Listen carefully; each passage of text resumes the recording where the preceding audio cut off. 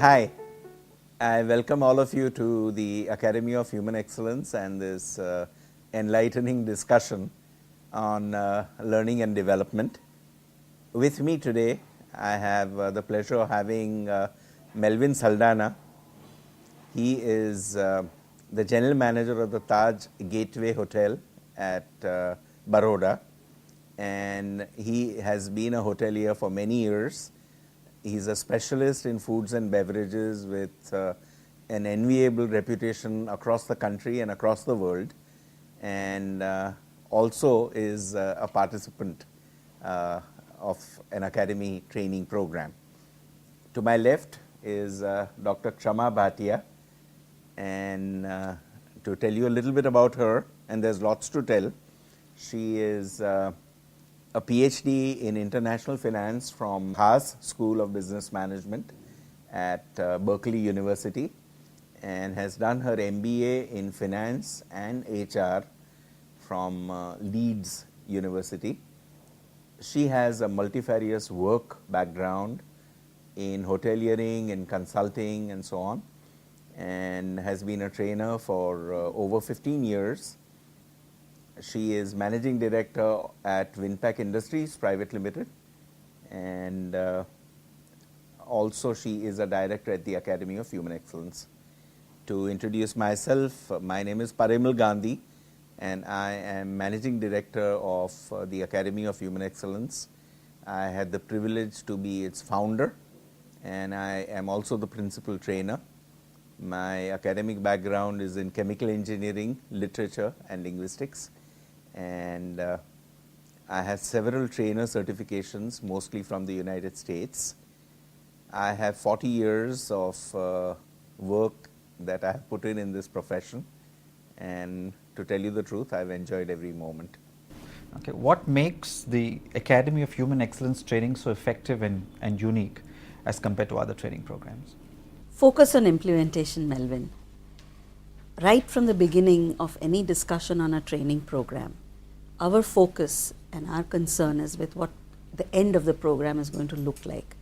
In other words, what are the things that we want the trainees to stop and start doing after a training program? Then we go into customization of the program. See, it's a great doctor doesn't have one medication for every disease. So similarly, we have several different training programs that we are able to conduct, and we first do what we call a needs analysis, and once the needs analysis is completed, then we know what the requirement for the training is, and then thereafter what we do is we take different kinds of content, either it's available with us or we generate it, and we customize that to then finally deliver the training. This seems like a lot of work and analysis to be done before you start training. Being a participant of your training programs, I've attended I think 3 training programs. I know for a fact that your programs have been very simple, very realistic, but at the same time there's always a lot to take away once you've left that classroom. How do you actually? Well, simplicity of content that is participant centric and focused, Okay. is one of the things that we are very, very careful about. Learning should be fun. Learning should not be dull and boring. It takes away from implementation. If something has been boring, you tend to have a negative memory about it, and your mind tends to shun it. So learning has to be fun. But while we keep fun, and as you know in our programs there's lots of fun and laughter and all of that, while we do all that, our focus and concentration is never away from the learning objectives. Yeah, something very complex, to say it simply, you really have to be intelligent to convert that. I agree. So we use a lot of that, and Parimal is an expert at that, simplifying things. I mean, he's always telling us, make it simple. Yes, Cut the jargon. Don't complicate it by using big words and fancy words, because it throws people into a spin.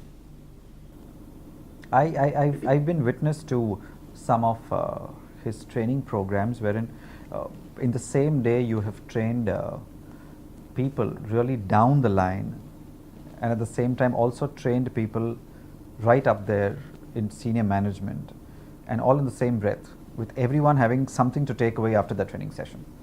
How do you manage that? Actually, what happens is that I don't really teach anything very differently, because the objective is, she spoke of simplicity, and our objective there is, we don't want the participant to spend any energy trying to understand what it is that is to be learnt.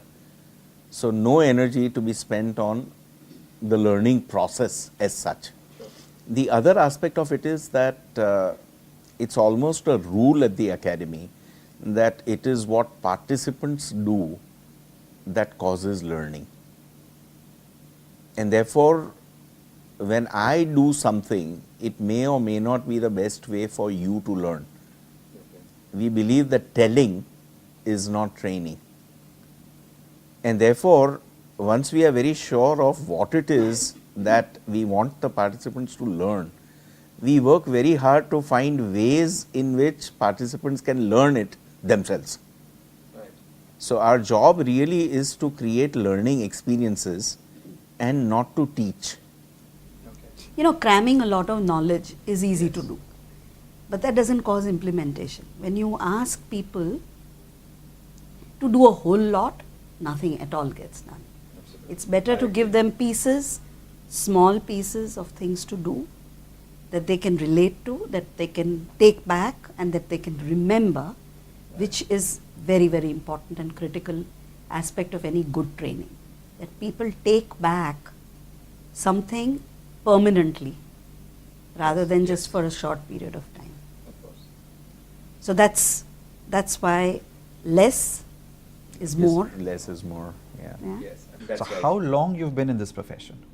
I have personally been in the profession 40 years, 4 decades. I started out in 1976, and I have trained over, I would say, 100,000 participants. And lately we started training trainers. So I have trained about 500 trainers in India, in the United States, and in Mexico. We have 3 theaters of operation. And how does this benefit all these organizations, all these analysis? Is it the same trend and same methodology that one uses across countries and continents with different sects of people when you're training them in different countries? The training does vary because the culture is different. And so, let's say in the United States, the training tends to be far less emotional and is much more rational. Whereas in India as well as in Mexico, the training tends to be emotional and rational. Okay. And one of the things that I think makes our training very unique is that we regard, see, it's one type, on the one side there is the countries or the environmental culture, and then there is the culture of the company that we are looking at. Sure. So organizational culture, so to speak. And so we are looking at making sure that we work with both things. Across all of these countries and all of these different companies that you've trained, you would have probably trained different sectors of industry. For instance, pharmaceuticals, and banks, and financial institutions and hotels. So how much do you learn, and how do you learn from all of these organizations when you go? Training is a give and take process. You train, at the same time you learn. So how do you learn from all of these different sectors of industry? There's always an incredible learning curve. And for us, the joy of this profession is that you're constantly learning. Initially, you're learning about organizations. As you enter a new organization, you go around, you visit the premises, you see people at work, you see how they serve customers, you see how they sell, and so on and so forth.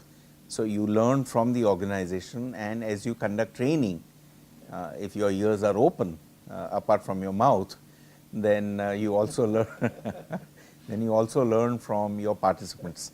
But there's one question that you asked which I did not answer, which is how all this experience helps the client organization. You know, when we initially started out, and Taj is one of the organizations with whom we started out, quite frankly, the client was a little bit like a guinea pig. And we were trying out different methods. It's like a new doctor. Now you know the secret. Right? Yes, I know. And so there was some amount of trial and error. Fortunately, not much error because we had good training managers guiding us and good HR managers guiding us. So they stopped us from, choosing an intervention that would not work. But today, 40 years down the line, there is hardly any trial and error. And when we enter the conference room, we are almost 100% sure that a particular intervention is going to deliver results. And when somebody tells us to do certain things, we know that that particular intervention is doomed. It's not going to work out. So therefore, the amount of trial and error today is almost zero. Also, I think training is more about people than the industry. See, when you are training, you're focused on the change in the person per se. We don't need to really know so much about the business as such. Of course, some amount of background is required. But what is important is that You shape the person to you shape shape the world. the person. Yeah. You're looking at an individual or a team Yeah, yeah. and operating together. Okay. And the other interesting thing is, Melvin, that although I've been at it 40 years, I still very well know my first client and my first participant of 40 years ago. This is rare. That's interesting. Yeah. Yes, I know. It's expected out of us also, as hoteliers and in hospitality, but it takes a big mind, and it takes a great mind and great memory to actually remember the very first person or the first organization, the first set of people that one has trained or met. But that also, requires that you remain connected. Yes. At the end of the day, how do you remain connected to your first participant after you've done 100,000 I know. people, right? If you've worked with 100,000 people, it's sometimes even difficult to remember a name, right? But what happens and what is different about the academy is that we follow through. We are continuously engaged with the client. As with you. I was about to say that. Yes. I can see it here. Right. I mean, we've been connected so many years, and here I am today, chatting and asking you all these questions that I had in mind, which I could never ask because you were always a trainer, and I was the learner. I was a student. But 40 years, I wasn't even born 40 years back. Melvin, what was training like at that time? You weren't born. Most of today's HR managers and learning and development managers were not born. The profession did not exist. There were, if I remember right, there were 2 trainers in the country. And one of them started off the year I was born. So he was so much my senior. And Wow. since then, we have trained over 100,000 participants, 500 trainers. We've worked in 15 different countries. We've written God knows how many programs. And it's been an absolutely incredible journey. And we have, because of this long journey, we have the largest individual trainer library in the country. We have over 7,000 digitized volumes of training, manuals, books, magazines, games, simulations. I mean, you name it, and we have it. And we use it. We access it continuously and at all times to develop 40 years training. is a lot of data collection and Yes. Yes. and resource management that you probably have done. And And across in 9 olden industries. It must have been handwritten in olden times. Yes, yes, our slides were handmade. Today is the age of the digital world. Our slides OHPs were and handmade. Overhead projectors went to LCD projectors. We were one of the first to use overhead projectors. We worked with a number of wonderful companies, and HDFC, for example, we've learned so much from. The Taj Group of hotels, we've learned so much from. And we've learned from Nasser Manji of Housing Development Finance Corporation. I was one of the first trainers to conduct training for HDFC, first external trainer. Sure. And the same with HDFC Mutual Fund, I was the first trainer. For HDFC Bank, I was the first trainer. Wow. So, having all those 40 years under the belt really Counts for gives you a lot something. of opportunities. And he's able to mentor incredibly well because of this experience. And all of us, even me as a trainer, and with all the learning that I have, and before I joined Academy of Human Excellence, I had my own training and development company. But I must say that it was nothing like this. We had a lot of good things going there, but I have learned an incredible amount. And I see that, a lot of the trainers that have trained under him today are having companies of their own, doing brilliantly, doing very, very well. A lesser example of companies of their own is here. I mean, I'm running a hotel now. It's as good as running a company by True, itself. true, as a general in manager, Baroda, absolutely. in Baroda. But thank you. And we conclude this segment here, and many more questions coming up next. Thank you.